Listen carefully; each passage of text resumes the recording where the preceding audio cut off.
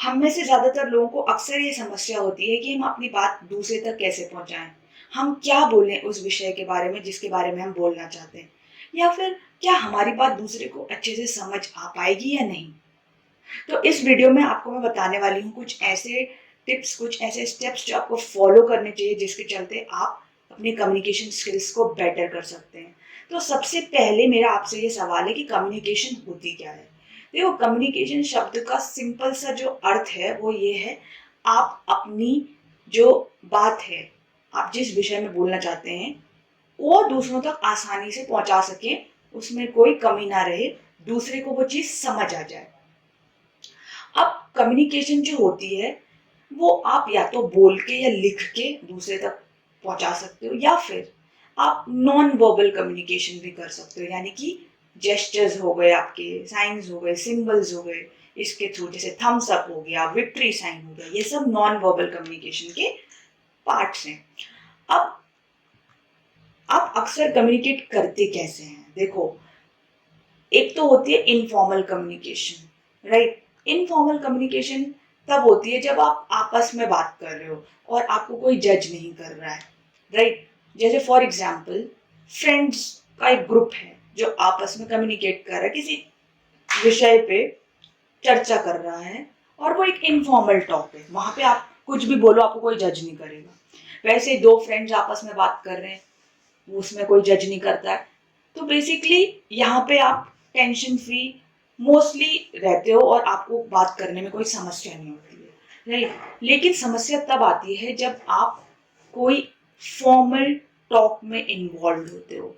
अब क्या होती हैं ये, आगे हम डिस्कस करेंगे। उसे हिंदी में औपचारिक संप्रेषण भी बोलते हैं, फॉर्मल कम्युनिकेशन भी बोलते हैं।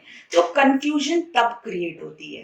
अब देखो, जैसे ग्रुप प्रेजेंटेशंस की हम बात कर लें, आप कहीं जॉब कर रहे हो, राइट? अक्सर आपको प्रेजेंटेशंस देनी होती हैं, वहाँ पे आपके सीनियर मैनेजर्स होते हैं या फिर कंपनी के डायरेक्टर्स होते हैं, अलग अलग प्रोफाइल के, टॉप क्लास से लेके आपके लेवल के सारे एम्प्लॉयज होते हैं। तो वहाँ पे उनके सामने आपको प्रेजेंटेशन देनी होती है, यानी कि किसी विषय पे आपको बताना होता है। तो वहाँ पे समस्या होती है क्योंकि यहाँ पे ये फॉर्मल टॉक है, यहाँ पे आप कुछ भी नहीं बोल सकते हैं, आपको सोच समझ के बोलना होता है।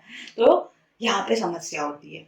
और जब आप पब्लिक स्पीकिंग करते हो, जैसे आपको पब्लिक के सामने कुछ बोलना है किसी विषय पे, राइट? आपको एक टॉपिक दे दिया गया है, आपने गेस्ट लेक्चर लेना है, लेट्स से, है ना, सेमिनार करवाना है, तो वहां पे आपको किसी विषय पे बोलना होता है। तो सबसे बड़ी समस्या यहाँ पे होती है क्योंकि आपके आगे बहुत सारे लोग होते हैं, एक बहुत ह्यूज ऑडियंस होती है और उसके आगे आपको बोलना होता है।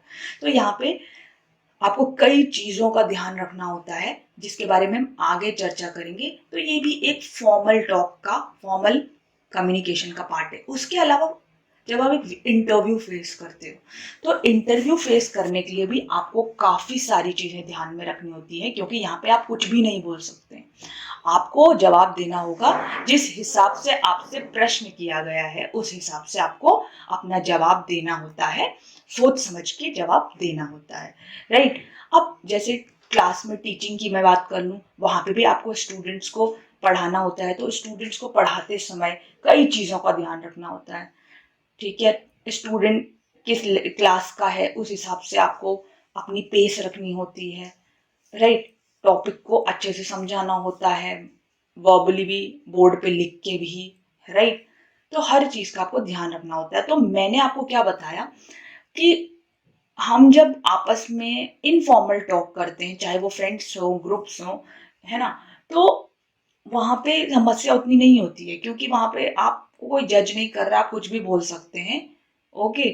वहां पे कोई उसका कोई रिजल्ट या उसका कोई परिणाम नहीं आने वाला है, ओके? लेकिन फॉर्मल टॉक में आपको बहुत सारी चीजों का ध्यान रखना होता है। और फॉर्मल टॉक्स जैसे आप क्लास में पढ़ाते हो या पब्लिक स्पीकिंग करते हो, ओके, ग्रुप प्रेजेंटेशंस करते हो, एक कॉर्पोरेट किसी कंपनी में जब आप काम कर रहे हो, तो ये सारी बेसिकली फॉर्मल टॉक्स हैं। अब आपको एक अच्छा कम्युनिकेटर बनने के लिए आपको क्या क्या चीजें फॉलो करनी होंगी, स्पेशली हम यहाँ पे बात कर रहे हैं फॉर्मल कम्युनिकेशन के बारे में। तो एक्टिव लिसनिंग, देखो सबसे पहला रूल यही है कि आपको ध्यान से सुनना जरूरी है। पहली बात, जब तक आप ये नहीं समझोगे दूसरा क्या बोल रहा है, तब तक आप उस हिसाब से जवाब नहीं दे पाओगे। तो अक्सर ये प्रॉब्लम पाई गई है लोगों में कि लोग सुनते नहीं है, बस अपनी बोलते हैं, अपनी चलाते हैं, अपनी बोलते हैं कि मैं मेरी पहले सुनी जाए। तो इस तरीके से एक अच्छा कम्युनिकेशन नहीं हो सकता है, क्योंकि जवाब तभी एक इंसान अच्छे से दे सकता है जब दूसरे की बात उसे अच्छे से समझ आए, राइट। उसके अलावा enhance the non verbal communication. तो देखो, बात करते समय सिर्फ और सिर्फ आप मुंह से बोल नहीं रहे हो, आप और भी जेस्चर्स वगैरह कर रहे हो। आप अपनी बॉडी लैंग्वेज, आपकी बॉडी लैंग्वेज कैसी है, पॉजिटिव होनी चाहिए। ओके, हैंड मूवमेंट्स कैसे हैं, फेशियल एक्सप्रेशन कैसा है आपका, फेस में भी जैसे आपका एक उदास सा चेहरा लगे और आप बात कर रहे हो, तो दूसरे को मैसेज क्या जाएगा कि ये that person is sad, not happy, not interested. ये सब मैसेज जा सकता है दूसरे पर्सन को, राइट। तो आपको बहुत ध्यान से उस चीज को क्या ध्यान में रख के बोलना पड़ता है। आपको बॉडी लैंग्वेज, फेशियल एक्सप्रेशंस, इन सारी चीजों का ध्यान रखना होता है। ये भी पॉजिटिव होने चाहिए। और ये बहुत इंपॉर्टेंट है, रीडिंग। रीडिंग जितना आप रीड करोगे उतना आपका जो माइंड है क्रिएटिव, आपका माइंड ओपन होगा, तो आपके अंदर अलग अलग थॉट्स आएंगे। ठीक है, आपको अच्छे से सुनना है, लेकिन उसके बाद जवाब भी अच्छे से देना है। तो अच्छे से जवाब जब तब दोगे जब आपका माइंड बहुत ओपन होगा, आपके माइंड में क्रिएटिविटी होगी और वो रीड करने से आती है। और आपकी वोकैबुलरी भी, पावर भी अच्छी होती है, मतलब अलग अलग वर्ड्स आपको पता चलते हैं पढ़ के। अब हिंदी में भी अलग अलग आपके सिनोनिम्स होते हैं, पर्यायवाची शब्द होते हैं, है ना।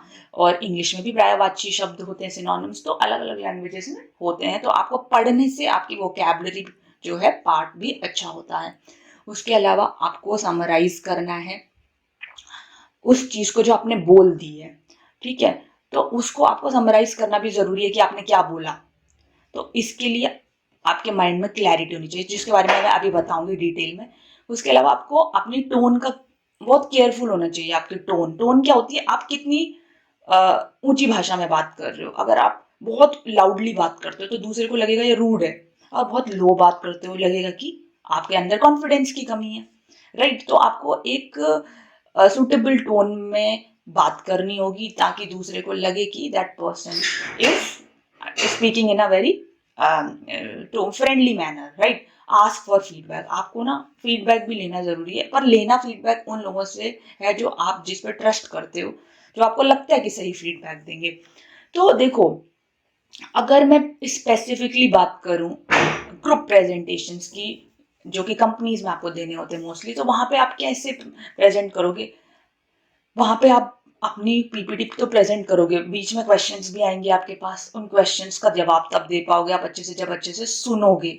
तो आपको सुनने वाली बात, यहाँ पे एक जो सुनने वाला पॉइंट है वो यहाँ पे आ जाता है, राइट। सुनने वाला जो पॉइंट है वो यहाँ पे आ जाता है।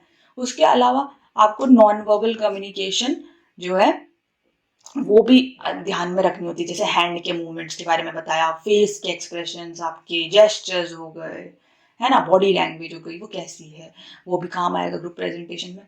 और सेम यही काम भी आएगा जब आप पब्लिक स्पीकिंग कर रहे हो, आप एक ह्यूज ऑडियंस के आगे बोल रहे हो, राइट। रीड करना बहुत जरूरी है। रीड करे बिना तो आपका माइंड ओपन अप होगा नहीं, आपके माइंड में डिफरेंट डिफरेंट थॉट्स नहीं आएंगे, आपका नॉलेज जो है, बेसिकली जो आपका नॉलेज वाला पार्ट है वो स्ट्रांग नहीं हो पाएगा, तो आप अच्छे से उस चीज को समझा नहीं पाओगे। और एक सबसे जो इम्पोर्टेंट चीज है, आपको अगर किसी विषय के बारे में बोलना है तो आपके माइंड में क्लैरिटी होनी चाहिए। मतलब आपको वो जो आप जिस विषय पे बोलने वाले हो वो पूरा विषय बेसिकली आपको उसका एक रोड मैप आपके माइंड में क्लियर होना चाहिए। आप पहले किसके बारे में, किस किस टॉपिक के बारे में बोलोगे, फिर उसके बारे में किस कंटिन्यू करोगे, नेक्स्ट स्टेप क्या होगा, आपको इसकी पूरी एक डिटेल पता होनी चाहिए। और वो बेसिकली आप पीपीटीज के थ्रू अपने माइंड में पिक्चर्स बना सकते हो, पीपीटी बना करके।